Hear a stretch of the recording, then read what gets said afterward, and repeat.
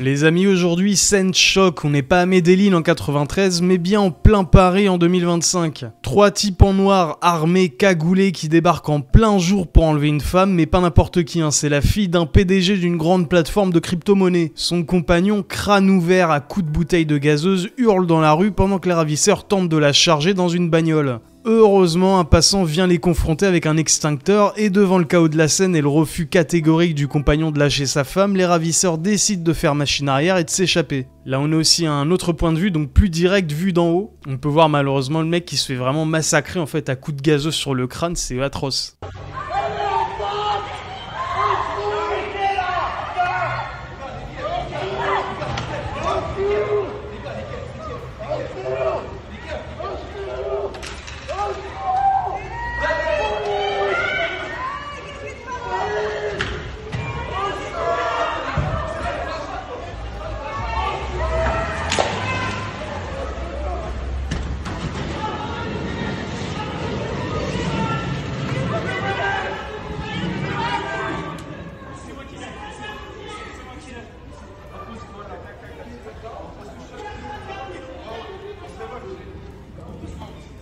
La pauvre, elle me fait mal au cœur, elle va être traumatisée. Et le mec, putain, bravo à lui hein, pour avoir tenu comme ça, avec le crâne ouvert et tout, en protégeant sa femme coûte que coûte. Franchement, bravo à lui. Alors on voit quand même que le gars était calibré, hein, parce qu'on voit la fille là qui balance le pistolet au loin. Donc le mec a dû le faire tomber au passage, là on le voit, sur le sol, sur le trottoir.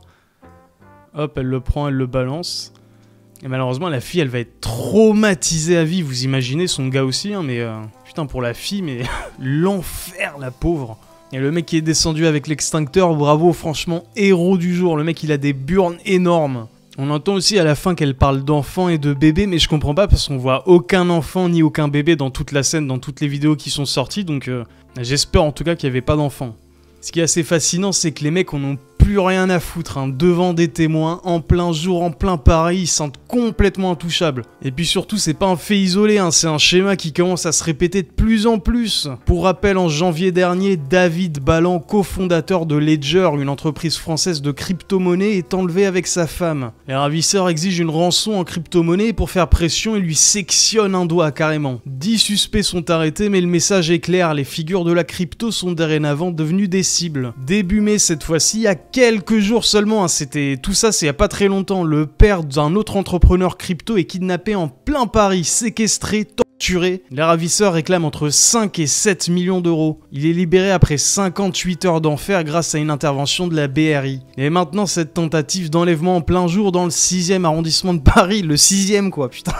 C'est le quartier ultra chic de Paris. 3 affaires en 5 mois, même cible, l'univers de la crypto-monnaie, même mode opératoire, de la violence extrême et une demande de rançon. C'est plus de la simple délinquance là, c'est du banditisme structuré. Donc c'est bon, la France est officiellement en train de se mexicaniser, on peut plus le nier là. Ça peut être l'œuvre juste d'un groupe de banlieusards ou alors d'un réseau structuré et tentaculaire comme par exemple la DZ Mafia hein, qui sont devenus de véritables cartels et qui dorénavant peuvent se permettre ce genre de kidnapping en plein jour comme à l'époque d'Escobar qui kidnapper les fils et les filles de milliardaires et politiciens directement à la sortie de leur fac ou de leur école en l'échange de rançon ou d'assouplissement politique. Si c'est le cas, c'est réellement flippant et malheureusement, je pense que ça va continuer, hein, ça va pas en rester là. À mon avis, il y aura d'autres tentatives ou d'autres kidnappings parce que le prix à la clé est beaucoup trop gros, le bitcoin, etc. C'est super facile de... Enfin, il n'y a pas de banque, il n'y a rien du tout, donc c'est très facile. Donc à mon avis, ça va se répéter ce genre de truc.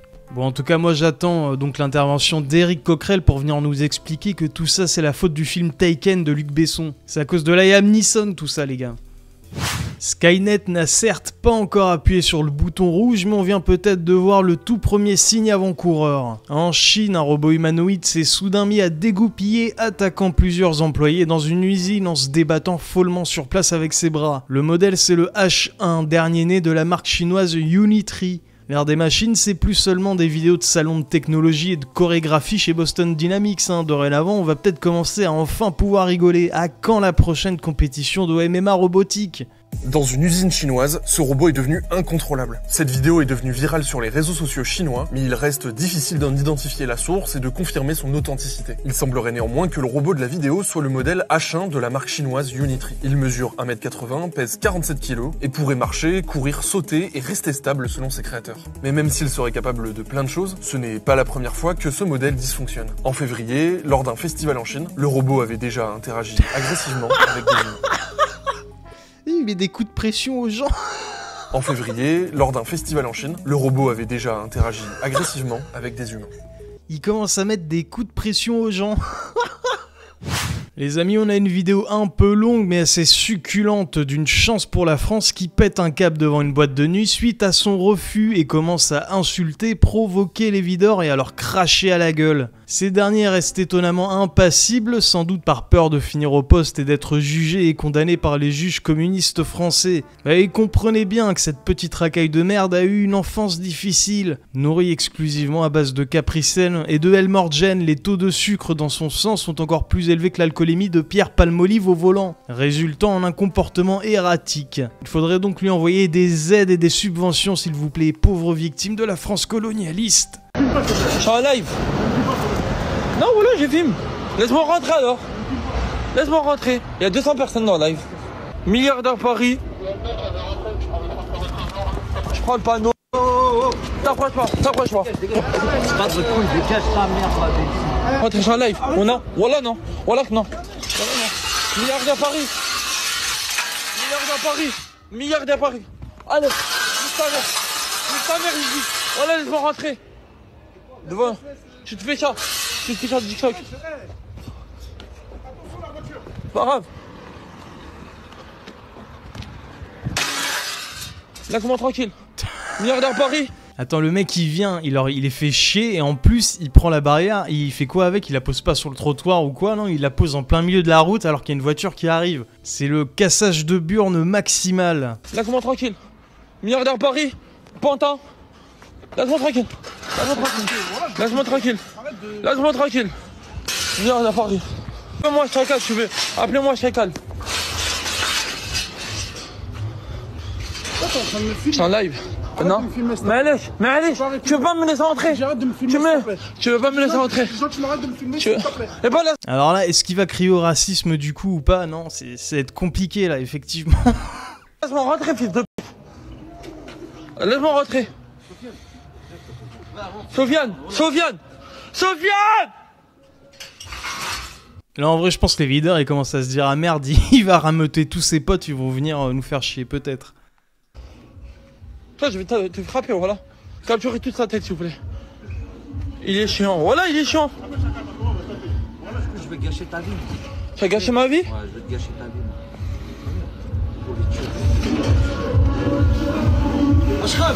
Ouais, dis live TikTok. 300 personnes. 300 personnes. Allez. Supprime-moi. Voilà que non. Il va pas me laisser rentrer. Voilà que non. Il va pas me laisser rentrer, laisse-moi tranquille. Ah là en fait, il appelait pas ses potes, il appelait son pote qui était à l'intérieur de la boîte. Et même son pote lui dit calme-toi, t'es complètement torché ou je sais pas quoi. C'est bien le mec qui s'affiche. On va te faire comme la dernière fois. Laisse-moi, me frappe pas. On va parler en live. En plus, vous avez entendu là, il a dit on va te faire comme la dernière fois. Donc ça veut dire que le gars, on est sans doute pas à son coup d'essai. Et qu'à mon avis, il a dû se faire péter la gueule 2-3 fois par les videurs. On va parler en live, dis-moi. Il y a des gens témoins. Tu cherches des problèmes? Milliardaire Paris, les gars. À Pantin. Ancien Maïtag. Mamadou Sissoko. Et il en crache dessus là. Regardez, préparez-vous, capturez tous. Quel bâtard. Samir. Il a caché dessus. Parle-lui, hein. Je suis en live. D'accord. Je suis en live. D'accord. Devant 300 personnes en live. Et alors, t'es un psychopathe, c'est tout? Faites des rediffs, s'il vous plaît. T'es un psychopathe. Comme ça, psychopathe. Pourquoi tu caches les gens? Parce que tu veux, c'est pas rentrer. Mais c'est pas chez toi. Alors ça les gars, je connais ce langage, ce parler très particulier. que tu as après quelques verres, t'arrives plus à articuler et t'arrives plus à parler. Ça, c'est... J'ai pas l'alcool mauvais, mais un de mes gros défauts quand je bois, c'est que j'arrive plus à parler. J'ai dans la bouche, c'est impossible. Là, le mec, il a exactement la même diction. À mon avis, il est complètement torché. Il vient casser les burnes au videur, putain. Alors que son pote, ça se voit, il s'est mis soin, il a essayé de faire un truc classe, d'être calme, de s'habiller tranquille pour rentrer. Son pote, il vient, il fout le bordel. Rentre chez toi. À 200 personnes, faites monter là, s'il vous plaît. Il s'appelle Chacal, 4K2. T'as 3 abonnés qui se battent. Il m'a violé. Raconte. Va te faire soigner. Il est assis au milliardaire. T'as pas besoin, il y a des caméras déjà, regarde. Quelle caméra? Quelle caméra? Après, tu peux être sûr que t'as payé dans ton crédit. T'auras attendu, ce serait rentré vendredi. Laisse-moi tranquille. Regarde, tu vois, on fait le truc. Tu me prends un hitch, je rentre chez moi. Et je reviens vendredi. Tu vas manger? Tu vas manger quoi? Non. Hein? Tu prends un hitch. Tu vas manger quoi? C'est milliardaire. Milliardaire Paris. 129 avenue Générale. Il veut pas me laisser rentrer. Il veut qu'on lui paye avec, tu peux payer à manger. Non, payez pas moi.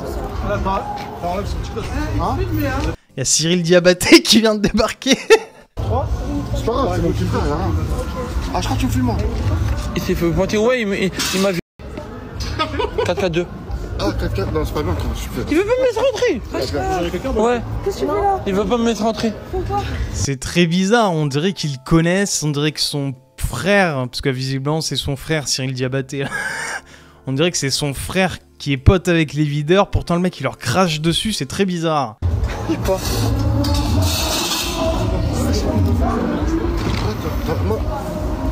T'as vu, là, tu laisses rentrer. Oh, la radou. Laisse rentrer, une troll.